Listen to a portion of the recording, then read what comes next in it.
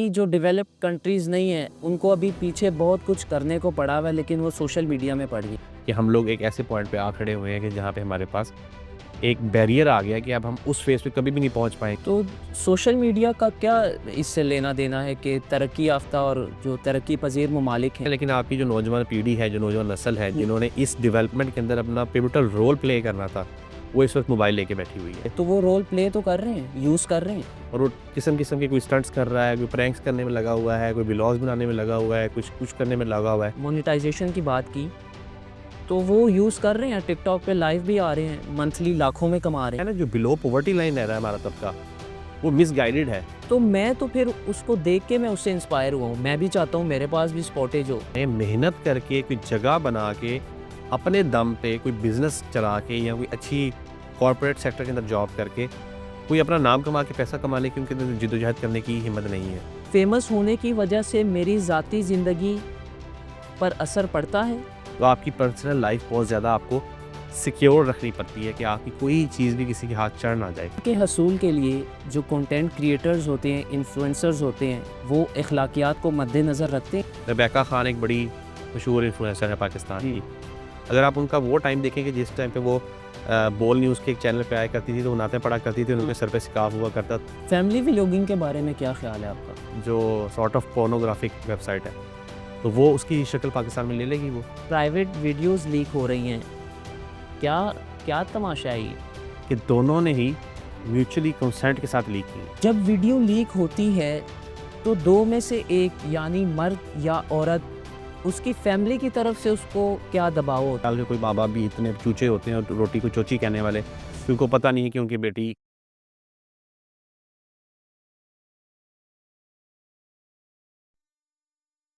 बिस्मिल्लाहिर्रहमानिर्रहीम, अस्सलाम वालेकुम। आप देख रहे हैं द इनसाइडर्स और मैं हूं आपका मेज़बान फ़हद अली ख़ान। नाज़रीन, सोशल मीडिया का इस्तेमाल आए रोज़ बढ़ते से बढ़ता चला जा रहा है। सोशल मीडिया के इस्तेमाल से लोगों के ज़िंदगी पर कुछ मस्बत और मनफ़ी असरात मुरतब होते हैं। कुछ लोग सोशल मीडिया का इस्तेमाल सिर्फ़ और सिर्फ़ फ़ेम के हसूल के लिए करते हैं और कुछ लोग उसे बाकायदा ज़रिए आमदन बनाते हैं। आज के पॉडकास्ट में हम इस पर तफ़सीलन बात करेंगे कि आया सोशल मीडिया का इस्तेमाल लोगों की ज़िंदगी पर किस तरह असरअंदाज होता है। आज के पॉडकास्ट में हम इस पर तफ़सीली बात करेंगे। मुझे फिर से ज्वाइन किया है डॉक्टर अनस अबरार ने। खुशामदीद कहेंगे। अस्सलाम वालेकुम डॉक्टर साहब। Thank you. कैसे हैं आप? अल्हम्दुलिल्लाह। मिजाज बखैर हैं? जी, अल्हम्दुलिल्लाह। अच्छा, आज सोशल मीडिया के जो मनफ़ी और मस्बत असरात हैं हमारी सोशल लाइफ पर, उस पर हम अपने पॉडकास्ट में बात करेंगे कि जो सोशल मीडिया की बढ़ती हुई मकबूलियत है, उसके पीछे क्या रीज़न है? सबसे पहले तो ये है कि माज़रत है वीडियो के स्टार्ट में कि तबीयत ख़राब है, कुछ आवाज़ का प्रॉब्लम रहेगा। तो कोई बात नहीं, अब बस लोग आपको सुनना चाहते हैं। बस ये ज़रा नवाज़ी है। तो हम शुरू करते हैं कि सोशल मीडिया जी। जिस तरह से हमारी ख़ास तौर पे 21st सेंचुरी स्टार्ट हुई है, तो हम लोग एक अचानक से एक नई दुनिया के अंदर भी हमने कदम रख दिया है, जो कि एज ऑफ साइंस के साथ-साथ एज ऑफ टेक्नोलॉजी भी है। अब सोशल मीडिया जो है बेसिकली इनिशियली एक समाजी राब्ते की वेबसाइट था जिसके अंदर ऑल ओवर द वर्ल्ड लोग एक-दूसरे के साथ कनेक्ट होते थे। और ज़रूरी नहीं था कि जिस तरह जान-पहचान होती है तो कनेक्ट होते थे, बल्कि यहाँ नए-नए लोगों के साथ लोग ताल्लुकात बनाते थे। इंटरेक्शन हो। इंटरेक्शन होती थी और दुनिया जो है वो ग्लोबल विलेज की शक्ल इख्तियार कर गई कि दुनिया के एक 7वें बरे-ए-आज़म के अंदर बैठा हुआ आदमी भी आपके साथ कनेक्टेड था। लेकिन with the passage of time social media entertainment का ज़रिया भी बना, फ़ेम हासिल करने का ज़रिया भी बना, आमदनी का ज़रिया भी बना। लेकिन उसके साथ-साथ इसने ऐसे डिस्ट्रक्टिव किस्म के इफ़ेक्ट्स हमारी सोसाइटी के ऊपर डाल दिए हैं, ख़ास तौर पे वो कंट्रीज़ जो अंडर डेवलप है अभी डेवलपमेंट के फ़ेज़ में हैं, डेवलप नहीं हुए, उसके ऊपर इसके बहुत ज़्यादा मनफ़ी असरात मुरतब हुए। यानी जो डेवलप्ड कंट्रीज़ नहीं हैं, उनको अभी पीछे बहुत कुछ करने को पड़ा हुआ है, लेकिन वो सोशल मीडिया में पड़ गए हैं। बिल्कुल, अभी उनको तरक्की के मराहिल से गुज़रना था, उसके बाद वो जिसे कहते हैं ना कि एक जो किसान होता है, वो ज़मीन फसल बोता है, उसको पानी लगाता है, बीज डालता है, फिर उसके बाद एक पूरे साल के बाद एक टाइम आता है जब वो आराम से अपने घर के अंदर बैठ के एक सुकून और मज़ा लेता है, यार मैंने फसल काटनी है, मेरे पास फल आया है। लेकिन हमारे साथ बदकिस्मती ये हुई है कि हम लोग उस फ़ेज़ के अंदर आ गए कि हमने अभी वो फसल तो क्या बोनी थी, अभी तो हमने ज़मीन भी खरीदी नहीं थी सही तरह से, कि हम लोग एक ऐसे पॉइंट पे आ खड़े हुए हैं कि जहाँ पे हमारे पास एक बैरियर आ गया कि अब हम उस फ़ेज़ पे कभी भी नहीं पहुँच पाएँगे कि हमें अपनी ज़मीन से अपना फ़सल निकालनी थी। तो सोशल मीडिया का क्या इससे लेना-देना है कि तरक्की याफ़्ता और जो तरक्की पज़ीर ममालिक हैं, तो कर सकते हैं तरक्की पज़ीर ममालिक भी डेवलपमेंट कर सकते हैं उसमें? कर तो सकते हैं, लेकिन आपकी जो नौजवान पीढ़ी है, जो नौजवान नस्ल है, हुँ, जिन्होंने इस डेवलपमेंट के अंदर अपना पिवटल रोल प्ले करना था, वो इस वक़्त मोबाइल लेके बैठी हुई है। वो इस वक़्त इस तरह की गैजेट्स लेके बैठी हुई है, और बजाए इसके कि वो अपना कोई नेशनल डेवलपमेंट के अंदर रोल प्ले करते, वो अपना सारे का सारा रोल सोशल मीडिया ऐप्स के ऊपर प्ले कर रहे हैं। नेशनल डेवलपमेंट से आपकी क्या मुराद है? यानी सोशल मीडिया या इंटरनेट की दुनिया में इन्वेंशंस लेकर आएँ? नहीं, सोशल मीडिया की दुनिया में इन्वेशंस नहीं लेके आते, यानी कहने का मतलब ये है कि टेक्नोलॉजी के अंदर, साइंस के हुँ, अंदर अपना रोल प्ले करते, एजुकेशन हासिल करते, अपना इंफ्रास्ट्रक्चर डेवलप करते। तो वो रोल प्ले तो कर रहे हैं, यूज़ कर रहे हैं। नहीं, आप क्या किस तरह से कर रहे हैं? हमारे तो बच्चे यहाँ पे एक दौड़ लग गई है कि बच्चों के अंदर के भी मैट्रिक भी पास नहीं हुआ, और लोग बच्चे जो हैं, पैसा कमाने के चक्कर में अभी इतना अंडर एज है यानी हुँ, कि, और वो किस्म-किस्म के कोई स्टंट्स कर रहा है, कोई प्रैंक्स करने में लगा हुआ है, कोई व्लॉग्स बनाने में लगा हुआ है, कुछ कुछ करने में लगा हुआ है। यानी आपने अभी बेसिक एजुकेशन ही नहीं हासिल की, आप ग्लोबल लेवल के ऊपर कोई इम्पैक्ट ही क्रिएट नहीं कर पा रही है आपकी नस्ल। आपकी नस्ल सिर्फ़ और सिर्फ़ डांस के ऊपर और डेली व्लॉगिंग के ऊपर लगी हुई है। पैसा तो आ रहा है ना। पैसा भी नहीं आ पा रहा अनफॉर्च्यूनेटली, उसकी रीज़न ये है कि बहुत से प्लेटफ़ॉर्म्स ऐसे हैं जो पाकिस्तान के अंदर मोनेटाइज़ कर ही नहीं सकते आप उनको। जैसे कि फ़ेसबुक है, हुँ, या आपके पास ट्विटर, एक्स है। उनके पास तरीकाकार होते हैं। तरीकाकार हर आपने किसी के कभी पास। उनसे बात की या जी, जी, पूछा? मैं आपको बिल्कुल बता रहा हूँ, तरीकाकार वो उस तरह से नहीं है। किसी-किसी का कुछ ताल्लुक वास्ता हो, जिस तरीके से वो उन सोर्सेज़ को यूज़ कर पाए कि वो मोनेटाइज़ करवा ले, वो एक अलग चीज़ है। लेकिन आपकी वैसे ही तकरीबन यहाँ की जो नस्ल जिन कामों में लग गई है, उनके तो बाहर कोई जाने वाले हैं ही नहीं। मेरे कहने का मतलब जो बिलो द पॉवर्टी लाइन रह रहे हैं, या बहुत ही लोअर क्लास है, वो तो यहीं पे उनका जीना-मरना है। वो लोग बस एक अनएक्सपेक्टेड और अननोन सी चीज़ में पड़ गए हुए हैं। पाकिस्तान में आपने सुना होगा कि यूके की, अमेरिका की जो सिम्स मिलती हैं, आपने मोनेटाइज़ेशन की बात की, तो वो यूज़ कर रहे हैं, टिकटॉक पे लाइव भी आ रहे हैं, मंथली लाखों में कमा रहे हैं। वो चंद एक एक्सेप्शन ज़रूर हैं ऐसी, लेकिन ये है कि जो यूके की सिम्स वगैरह बिक रही हैं, मैंने आपको कल भी ये बात बताई थी कि बेसिकली उसके लिए उसका जो यूज़ है, वो ये है कि लोग टिकटॉक लाइव देखने के लिए, जिसके अंदर आपको बड़ी अच्छी तरह से पता है कि टिकटॉक लाइव के अंदर क्या वल्गैरिटी और न्यूडिटी हुई होती है, ठीक है? उसको देखने के लिए, मैंने आपको भी बताया ना, जो बिलो पॉवर्टी लाइन रह रहा है हमारा तबका, वो मिसगाइडेड है। वो इन चीज़ों के अंदर पड़ गया। आप देखें ना, आप कहीं जा के देखें, करियाने वाला, हुँ, मिस्त्री, मैकेनिक, वेल्डर, रिक्शा चलाने वाला, ये सब साइडों पे लगा के 4-4 बैठे इकट्ठे टिकटॉक देख रहे होते हैं। वो क्या कर रहे हैं? पैसे तो कमा नहीं रहे, अपना डाटा पैकेज का पैसा लगा ज़रूर रहे हैं, और उन यूके की सिम्स के ऊपर वो लोग, अच्छा देखें, ये जो वल्गैरिटी और न्यूडिटी वाला कंटेंट भी है, पहली बात तो ये है कि यहाँ सपोर्टेड है ही नहीं हमारे इन रीजन्स के अंदर। चलता है। मैं आपको इस लिहाज से कह रहा हूँ कि इस्लामिक बैरियर्स हैं, हम लोग वो कंटेंट प्रोड्यूस करके नहीं बेच सकते। फिर हम क्या करते हैं, हम आते हैं डेली व्लॉगिंग प्रोडक्शन की तरफ, कोई स्टंट मारने की तरफ, कोई इस तरह की उल्टी-सीधी हरकतें करते हैं, जिसका वो कहते हैं ना कि एक प्रॉपर तरीका है, वो पता नहीं है। लेकिन हर चीज़ है ना, अब देखिए मेटा ऊपर बैठा हुआ है, यूट्यूब बैठी हुई है, वो ऐसे ही किसी को मुँह उठा के पैसा तो नहीं देगा।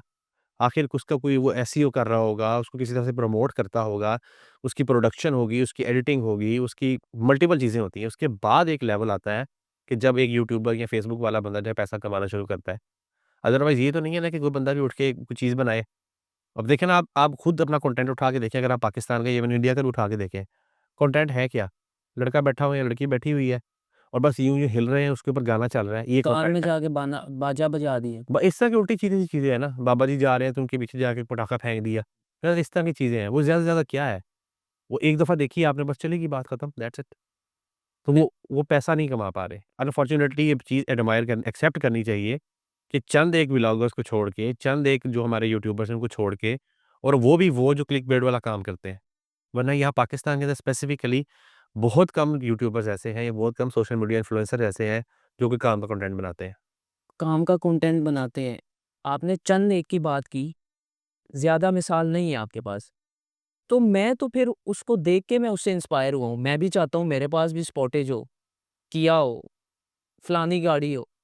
मैं तो उनसे इंस्पायर मैंने आपको वही बात बताई ना, हम लोगों ने, हमारी नौजवान नस्ल ने मेहनत करके कोई जगह बना के, अपने दम पे कोई बिज़नेस चला के, या कोई अच्छी कॉर्पोरेट सेक्टर के अंदर जॉब करके, कोई अपना नाम कमा के पैसा कमा ले, कि उनके अंदर जद्दोजहद करने की हिम्मत नहीं है। और ये भी एक फैक्ट है कि अल्लाह ताला किसी का हाथ पकड़ ले तो अलग बात है कि जवानी के अंदर कोई बहुत कारोबार चढ़ा ले। अदरवाइज़ डेफ़िनेट सी बात है, अगर आपने स्पोर्टेज में बैठना है और आपका लैंड क्रूज़र में घूमने का दिल करता है, तो आपको 30-35 साल तो लगेंगे उस मकाम तक पहुँचने में। लेकिन ये जो शॉर्टकट ढूँढने का बच्चों ने तरीका अपने ज़हन में डाल लिया है कि यार वो यूट्यूबर था, वो आज बैठा हुआ है, मेरे से 2 साल बड़ा है या 2 साल छोटा है, तो ये आखिर मैं क्यों नहीं बैठ सकता? डॉक्टर साहब बताइएगा, अगर मैं फ़ेमस यूट्यूबर बनता हूँ, तो उस फ़ेमस होने की वजह से मेरी ज़ाती ज़िंदगी पर असर पड़ता है? हाँ, इसके असरात जो हैं वो दोनों तरह से पड़ते हैं, पॉज़िटिव भी हैं, नेगेटिव भी। बताइएगा। पॉज़िटिव यही है कि आपके पास पैसा आना शुरू हो जाएगा, कुछ आपकी मीडिया के अंदर ताल्लुक वास्ता बन जाएगा, कुछ ये है कि आपका जिसे कहते हैं ना कि एक फ़िगर बन जाएगा, लोगों में आप जाने-पहचाने जाएँगे, कुछ काम-शाम निकल आएँगे। लेकिन नेगेटिव इफ़ेक्ट्स इसके ज़्यादा है। सबसे पहली बात तो ये है कि आपकी अपनी प्राइवेट लाइफ़ कोई रहती ही नहीं फिर उस लिहाज से, क्योंकि आपका पूरा दिन ही एक लिहाज से जो है ना, वो कंटेंट ढूँढने में, कंटेंट प्रोड्यूस करने में, उसकी सारी डिस्ट्रीब्यूशन करने में लग जाता है। सेकंडली ये होती है कि आपकी प्राइवेट लाइफ़ इसलिए यहाँ से कुछ नहीं रहती कि अभी आपका जब दिल करेगा आप यहाँ से उठोगे बाहर चले जाओगे चाय-शाय पीने के लिए। जब दिल करेगा किसी जगह पे किसी भी कपड़ों में उठ के चले जाओगे, कोई प्रॉब्लम नहीं होगा, कोई बैरियर नहीं होगा। लेकिन अगर आप एक पब्लिक फ़िगर बन जाते हो, आपकी ये पब्लिक में घूमना-फिरना इतनी हिसाबदाना तौर पे ये बहुत ज़्यादा लिमिटेड हो जाता है। तीसरा ये होता है कि लोग आप लोग के ऊपर बहुत ज़्यादा नज़र रखना शुरू कर देते हैं। अनफॉर्चुनेटली हमारे यहाँ लोगों को और वैसे भी ह्यूमन इंस्टिंक्ट्स में है कि पर्सनल चीज़ों को जानने में इंसान की फ़ितरत में होता है कि मैं इस बंदे की पर्सनल चीज़ों के बारे में जानूँ। तो आपकी पर्सनल लाइफ बहुत ज़्यादा आपको सिक्योर रखनी पड़ती है कि आपकी कोई चीज़ भी किसी के हाथ चढ़ ना जाए, ठीक है? चौथी चीज़ इसके अंदर ये भी होती है कि जो मैंने ऑब्ज़र्व की है चीज़ें कि इन चीज़ों की वजह से डिप्रेशन, एंग्ज़ायटी ये बहुत ज़्यादा आ जाती है। वो क्यों आ जाती है इसकी रीज़न ये है, अगर तो आप पढ़े-लिखे हो, आपकी कोई जॉब है, आपका कोई बिज़नेस है, आपकी सोर्स ऑफ अर्निंग वहाँ से है, फिर तो वेल एंड गुड है। फिर तो आप इस पे डिपेंड नहीं कर रहे सारे का सारा, कि आपका पैसा यहाँ से आ रहा है, आपका घर यहाँ से चल रहा है। अगर आप सारे का सारा इस पे ही डिपेंडेंट हो, तो फिर आपको एक डिप्रेशन और एंग्ज़ायटी होगी कि अगर आपके पास कंटेंट नहीं आ रहा, जिस भी निश में आप काम कर रहे हो, मतलब जिस भी आप फ़ील्ड में काम कर रहे हो, बिलॉगिंग करते हो, कंटेंट प्रोड्यूस करते हो, शॉर्ट फ़िल्म्स बनाते हो, कुछ भी, तो आपको अगर कंटेंट नहीं मिल रहा तो आप परेशान होगे, एंग्ज़ायटी की तरफ जाओगे और अनइंटेंशनली आपकी वो चीज़ डिप्रेशन की बीमारी में भी चेंज हो जाती है, जिसकी वजह से फिर बहुत लॉन्ग टर्म बड़े प्रॉब्लम्स देखने में आते हैं। आपने देखा होगा अक्सर लोग अचानक टीवी से गायब हो जाते हैं या अचानक उनके चैनल्स बंद हो जाते हैं, फिर काफ़ी अरसे के बाद आते हैं, तो पता ही लगता है कि वो डिप्रेशन में चले गए थे, एंग्ज़ायटी में चले गए थे, उसके बाद रिकवर हुए हैं। तो इससे बचा कैसे जा सकता है? इससे बचा इस तरह से जा सकता है कि अगर आपको इस चीज़ का फ़ेम का लेने का है, हुँ। मतलब पहले तो आपको ये डिफ़ाइन करना पड़ेगा ना कि आपने किस वजह से सोशल मीडिया पे आना है। पहले जैसे आपने बात की या तो लोग फ़ेम के लिए आते हैं या पैसा कमाने के लिए आते हैं। अगर तो आप पैसा कमाने के लिए आ रहे हो फिर तो आप प्रॉपर्ली प्रोडक्शन हाउस वगैरह कोई खोलो और उसके बाद आप लगातार प्रोडक्शन करो। आपके पास बहुत सारे चैनल्स हैं जैसे उर्दू पॉइंट वगैरह हो गया, आपके पास रफ्तार है, फिर इसी तरह आपके पास ये डेली पॉइंट वाले हैं। इस तरह के मल्टीपल चैनल्स हैं जो इसको एज़ बिज़नेस ही लेके चल रहे हैं। अगर आप इसको एज़ फ़ेम लेके चलना चाहते हो कि आप चाहते हो कि पब्लिक में आपकी एक इम्पोर्टेंस हो, आप जाने जाओ इस लिहाज़ से, तो फिर तो आप उसको परस्यू करो नॉर्मली। लेकिन अगर आप टोटली इसके ऊपर डिपेंडेंट हो जाओगे और आपने कोई स्किल नहीं सीखी हुई, आपकी कोई जॉब नहीं है, आपका बिज़नेस नहीं है, सोर्स ऑफ अर्निंग कुछ भी नहीं है, तो फिर तो आप अल्टीमेटली अपने आप को एक अनसीन गड्ढे के अंदर फेंक रहे हो, कि जिसमें अगर तो आप पार हो गए, तो फिर तो मौजें ही मौजें हैं, अगर पार ना हो पाए, तो फिर मसले ही मसले हैं। फ़ेम के हसूल के लिए जो कंटेंट क्रिएटर्स होते हैं, इन्फ्लुएंसर्स होते हैं, वो अखलाकियात को मद्देनज़र रखते हैं? अनफॉर्चुनेटली नहीं रखते। अगर आप स्टार्ट का करियर देखिए ना किसी एक इन्फ्लुएंसर को उठा के देखिए तो आपको पता लगेगा कि उसका स्टार्ट का जो करियर था वो शर्म और हया के हदूद के अंदर था। फिर आहिस्ता-आहिस्ता करते-करते वो अब उस लिमिट पे आ चुका हुआ है कि जहाँ उसकी कोई शर्म और हया नहीं है। मैं आपको इसकी एक मिसाल भी देता हूँ एक इन्फ्लुएंसर से। रेबेका खान एक बड़ी मशहूर इन्फ्लुएंसर है पाकिस्तान जी। की। अगर आप उनका वो टाइम देखेंगे जिस टाइम पे वो बोल न्यूज़ के एक चैनल पे आया करती थी तो वो नाते पढ़ा करती थी और हाँ। उनके सर पे स्कार्फ हुआ करता था और देखने में वही था बोंगी किस्म की बच्ची लगा हाँ, करती वो थी। आप ही ने मुझे वीडियो दिखाई थी उसकी, और अब आप हालाँकि मैं नहीं जानता था। और अब आप उनके हालात देखें कि वो अब आजकल क्या करती फिरती हैं अपनी डेली व्लॉगिंग के अंदर उन्होंने कोई कसर नहीं छोड़ी शर्म और हया और गैरत को ना उतार देगी। तो होता यही है अल्टीमेटली कि जब आपको पैसा आने लगता है, आपको फ़ेम मिलने लगता है, तो फिर आप आहिस्ता-आहिस्ता कपड़े उतारना शुरू कर देते हो। आपको इससे कोई मैटर नहीं होता कि जिसने भी देखना है देखे, बल्कि आपको तो ये लगता है कि यार अगर इस चीज़ में पैसा ज़्यादा आ रहा है, तो आप उस चीज़ को और करते हो। ये जिस तरह डॉक्टर अफ़ान गैसी ने भी कहा है ना डेली व्लॉगिंग्स के अंदर कि मतलब आपने तो गैरत और शर्म-ओ-हया की सारी हदें क्रॉस कर दी हैं कि आपकी कल शादी हुई है। सुबह आप गीले बालों के साथ नहाते हुए हुँ। कमरे से बाहर आ गए और आपने अपना व्लॉग स्टार्ट कर दिया हुआ है। फैमिली व्लॉगिंग के बारे में क्या ख़्याल है आपका? फैमिली व्लॉगिंग में यही कह सकता हूँ कि जिस तरह पिछले दिनों में एक हमारे हैं कैसर अहमद राजा साहब, उन्होंने अपनी वीडियो में कहा था कि वो वक़्त दूर नहीं है कि आप ये देखेंगे कि पाकिस्तान में भी मैं उसका नाम तो नहीं लेना चाहिए फिर भी एक वेबसाइट है जो सॉर्ट ऑफ पोर्नोग्राफिक वेबसाइट है, तो वो उसकी शक्ल पाकिस्तान में ले लेगी वो। डॉक्टर साहब, व्लॉगिंग के बारे में तो आपकी राय मैं जान चुका हूँ, नाज़रीन भी जान चुके हैं। आजकल जो प्राइवेट वीडियोज़ लीक हो रही हैं, क्या क्या तमाशा है ये? आपको वैसे क्या लगता है कि तमाशा हो रहा है या किया जा रहा है? आपकी तो कुछ राय होगी इसके ऊपर। मैं इस बारे कुछ नहीं कह क्योंकि एक आम शख्स है, मैं भी आपकी तरह ही हूँ, आप भी मेरी तरह हैं, हम दोनों एक जैसे हैं, लेकिन आपकी कुछ थॉट होंगी। खैर, इसको देखिए। इसको सिंपल आंसर ये है कि 2 में से 1 करवाता है ये, वो जो भी करवाता है। देखिए, इसमें असल में होता ये है। कोई तीसरा बंदा उसमें शामिल नहीं होता। ख़ैर अगर तीसरा तब शामिल होगा जब 2 में से कोई एक तीसरे को फॉरवर्ड कर दे और वो फिर आगे उसकी तरसील कर दे। ऐसा कुछ हो सकता है। देखिए, ये जो लीक्स का ताल्लुक है ना, इसका थोड़ा-सा हम ना बैकग्राउंड भी देखते हैं। जी, देखिए, लीक्स का जो सिलसिला स्टार्ट हुआ है, वो माशाल्लाह, अल्लाह ताला माफ़ फरमाए कि माशाल्लाह का वर्ड बोल दिया मैंने। लेकिन ये है कि हरीम शाह से ये स्टार्ट हुआ सिलसिला।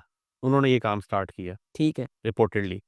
और उसके बाद आप देखें कि पहले उससे पहले नहीं रिपोर्ट हुआ कुछ? उससे पहले लीक्स का नहीं रिपोर्ट हुआ, उससे पहले ये होता था, जो मैं आपको बताने लगा हूँ कि होता ये था, रिपोर्टेडली एफआईए के भी कुछ जो ऑफिसर्स हैं, उन्होंने भी कहा है कि ख़वातीन अपना कैमरा ठीक होने के लिए देने जाती थी, मोबाइल, तो वहाँ से निकाल लिया करते थे और फिर वो डार्क वेब्स पे जाया करती थी और फिर वहाँ से घूमते-घुमाते हो जाती थी। लेकिन तब तक व्हाट्सऐप का कल्चर इतना आम नहीं था अभी। तब तक यही था कि आप बाहर जाके 30-40 रुपए का कार्ड भरवाया करते थे और चीज़ें ले आया करते थे, हुँ, ठीक है? अब with the passage of time WhatsApp आ गया हुआ है। अब देखें, प्रॉब्लम ये आ रही है कि अब तो हब ये जितने भी इन्फ्लुएंसर्स होते हैं, ये सब तकरीबन आईफ़ोन 15, 14, 13 यूज़ कर रहे होते हैं। आईफ़ोन, आईक्लाउड के तो सिक्योरिटी फीचर्स ही, जिसे कहते हैं ना कि सानी नहीं है कोई। आसानी नहीं है उनका हुँ, कोई, इतनी आसानी से नहीं तोड़ा जा सकता उनको, ठीक है? अब होता ये है कि इसमें 2-3 रीज़न्स हैं। पहली बात तो ये होती है कि जिस मर्द के साथ वो बनाई गई है, वो ब्लैकमेल कर रहा है। ठीक है, जिस औरत ने बनाई है, वो ब्लैकमेल कर ठीक है। रही है, ठीक है? जिस तरह के अभी प्रीवियसली केस निकला है। एक थर्ड रीज़न ये हो सकती है कि दोनों ने ही म्यूचुअली कंसेंट के साथ लीक की हैं। दोनों की राय शामिल थी उसमें। दोनों की उसमें मर्ज़ी रज़ामंदी स रज़ामंदी शामिल है, रज़ामंदी ठीक है? शामिल थी। जो तो ब्लैकमेलिंग वाला चक्कर है ना, वो तो किसी भी तरह से हो सकता है कि या तो पैसा चाहिए होगा एक बंदे को, लड़के को चाहिए पैसा, वो पैसा डिमांड कर रहा है, या लड़की को जो है वो किसी किस्म का कोई रिश्ता डिमांड है। इस तरह से अब अभी रिपोर्टेडली बताया जा रहा है कि एक, मैं नाम नहीं लेना चाह रहा उनका, कि वो टिकटॉकर ने कहा था कि जी मैं शादी करना चाहती हूँ तुम्हारे साथ, मैं तुम्हारे बगैर रह नहीं सकती, इसलिए मैं तुम्हारी वीडियो लीक कर दूँगी, ये वो, ठीक है? ये चीज़ भी होती है। जो थर्ड म्यूचुअल कंसेंट है ना, उसके अंदर ये होता है कि आपके पेजेस डाउन हो रहे होते हैं। उसको बूस्ट देने उसको के लिए। बूस्ट देने के लिए आप इस तरह की वीडियो लीक करवाते हो। इसकी एक टिपिकल एग्ज़ाम्पल अभी फिर दोबारा बार-बार वही एग्ज़ाम्पल कोट हो रही है। उनके फॉलोअर्स जो हैं वो 8 मिलियन से 9 मिलियन को टच किए हैं। बूम पकड़ बूम जाते पकड़ा एकदम से, हैं। हुँ, ठीक है? और इस तरह की प्रीवियसली भी यही हिस्ट्री हमारे पास रही है कि जब भी किसी के भी कोई चीज़ लीक हुई है ना, उसके बाद उसकी हर चीज़ में बूम आया है। उसके बाद ऑल्दो फिर दोबारा होना डिक्लाइन ही है उसके अंदर। ये मेरा एक्सपीरियंस है। जब वीडियो लीक होती है, तो 2 में से 1 यानी मर्द या औरत, उसकी फैमिली की तरफ से उसको क्या दबाव होता है? फैमिली नहीं कुछ कहती उनको कि ये क्या कर बैठे हैं आप? तो यार, मेरा पर्सनली यही मानना है कि जिन्होंने अपनी बच्चियों को ये अलाउ कर दिया है ना, कि वो दुबई जाके और वो इस्लामाबाद जाके और गिलगित-बल्तिस्तान जाके प्रोड्यूसर्स के साथ रहें, टीमों के साथ रहें और अपने फ्रेंड्स के नाम पे, सो कॉल्ड फ्रेंड्स होते हैं, उनके साथ वो घूमने के लिए जाती हैं। तो मेरा नहीं ख़्याल कि कोई माँ-बाप भी इतने चूचे होते हैं और रोटी को चोची कहने वाले, कि उनको पता नहीं है कि उनकी बेटी कहाँ क्या जा क्या सकती है, ठीक गुल है? खिला रही है? जी, बिल्कुल। अगर कोई कहता है ना कि हमारी बेटी, हमें नहीं पता, तो मैं अब क्या वर्ड यूज़ करूँ कि फिर लोग कहेंगे कि ये इनकी ज़ुबान बड़ी ठंडी यहाँ है। आपने लफ्ज़ इस्तेमाल किया बेटी, तो बेटी वाले नाराज़ हो जाएँगे, आप बेटे का लफ्ज़ भी इस्तेमाल कर लें ताकि पलड़ा भारी रहे। मैं आपको ये बता रहा हूँ कि बेटे के बारे में तो पहले ही पता होता है वालिदैन को, ख़ासतौर पे वालिद को तो पता होता है कि क्या मेरा बेटा कि क्या है? मेरा बेटा क्या है, माँ ठीक को है? नहीं और पता माँ होता को भी पता होता है, कि लेकिन मेरी बेटी लेकिन क्या है? प्रॉब्लम ये है कि हम एक्सेप्ट नहीं करना चाहते, ठीक है? मैं इसकी एक और भी एक मिसाल दिया करता हूँ अपने दोस्तों में बैठ के, लेकिन वो मैं यहाँ नहीं दे सकता, थोड़ी-सी अनएथिकल हो जाएगी। लेकिन प्रॉब्लम यही है, हर बंदा जानता होता है कि हमारे घर में कौन रहता है या कौन नहीं रहता। हमारा बेटा किस तरह का है, हमारी बेटी किस तरह की है। एक्सेप्ट नहीं करते। इसकी एक मिसाल यही है ना फ़ाहद, कि अगर अभी आपकी लड़ाई हो जाए यहाँ पे, ठीक है? एक्सेप्ट क्यों नहीं करते? अना इसको कोई भी नाम दे दें, इसकी मैं एग्ज़ाम्पल सिंपल सी ये देने लगा हूँ कि आपकी अगर बाहर अभी लड़ाई हो जाए, फॉर एग्ज़ाम्पल, ठीक है? मैं आऊँगा, आते ही मैं मसला देखूँगा, पूछूँगा क्या मसला बना? मुझे बंदे बताएँगे जी इस तरह-इस तरह फ़हद ने गलती की है, फ़हद ने मसला खड़ा किया है। लेकिन उसके बावजूद भी मैं हूँ, मेरे साथ दोस्त आए हुए हैं, हमने उस बंदे के ऊपर चढ़ाई शुरू कर देनी है, उसको मारना शुरू कर देना है, जानते हुए भी कि फ़ाहद ने सादों पे एक्सीडेंट हुआ है, फ़ाहद ने मारी है, फ़ाहद ने नुकसान किया है, हमने उसको पकड़ लेना है, मारना शुरू कर देना है। वजह ताल्लुक है, इग्नोरेंट है, मानना नहीं चाहते, ज़ात अना अना का मसला बना लेते हैं, एक्सेप्ट नहीं करते। अच्छा, डॉक्टर साहब, फैमिली की तरफ से तो आपने कहा रिस्ट्रिक्शंस नहीं होती कि हमारी बेटी अगर गिलगित जा रही है, दुबई जा रही है, नो रिस्ट्रिक्शन। सोशल मीडिया पे नहीं कोई ऐसी रिस्ट्रिक्शन होनी चाहिए कि इस तरह का फ़हश मवाद जो वायरल होता है तो सोशल मीडिया ही उसको रोक ले?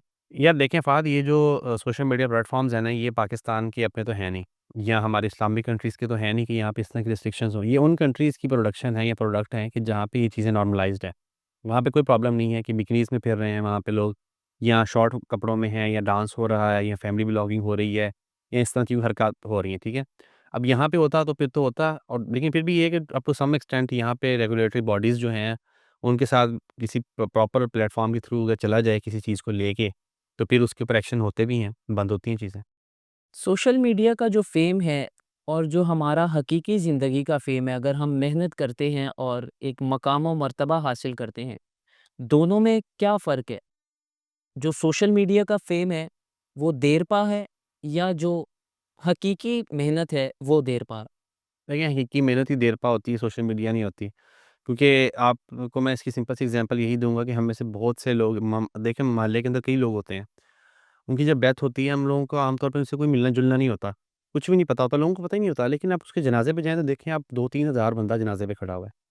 लेकिन बहुत सारे ऐसे लोग, मैं मिसाल नहीं दूँगा, रिसेंटली 1-2 एक्टर्स की डेथ हुई है। उनके जनाज़े पे 40 बंदे नहीं पूरे हो रहे थे, ठीक है?